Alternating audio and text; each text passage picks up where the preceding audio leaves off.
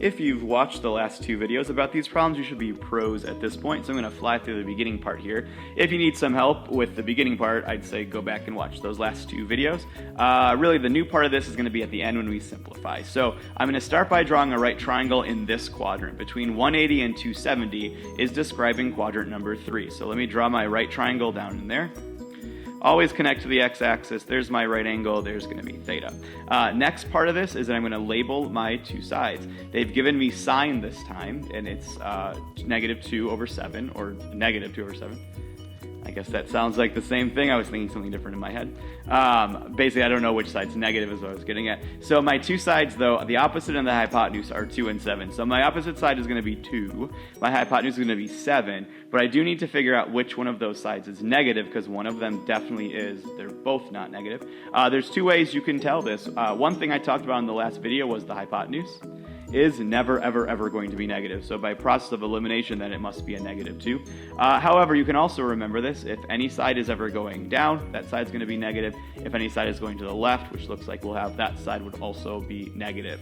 All right, so then let's find our missing side. I'll call it x this time again. So x squared plus -2 squared, don't forget those parentheses, has to equal 7 squared with Pythagorean theorem. So x squared plus 4 equals 49.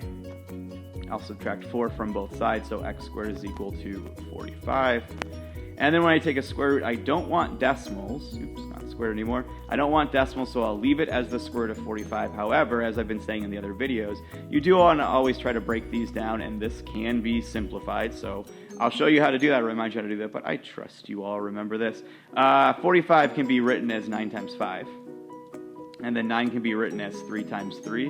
Remember, you're looking for primes, and then you're looking for pairs of primes. So there's a pair of 3s. They'll get to come outside. That 5, that single, will stay in. Oops. So 3 square root of 5. But then remember, sometimes you have to manually put on negative signs. And as we suggested a few moments ago, any side going to the left is going to be negative. So let's make sure that's a -3√5.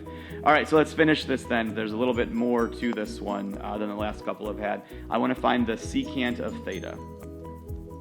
I hate working with the reciprocals, so in my head I'm thinking, well, secant's just the reciprocal of cosine. And I know cosine's the adjacent over the hypotenuse. So I guess this time I'm finding the hypotenuse over the adjacent side. So my hypotenuse was 7. We knew that from the beginning.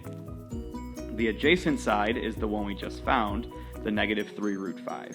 So it would be all great if we could be done at this point, but sadly we can't. Since we have a square root in the bottom, we also have to deal with that. So what we'll do, as we've always done, if there's any square root in the bottom, to get rid of it, just multiply the top and the bottom by that square root.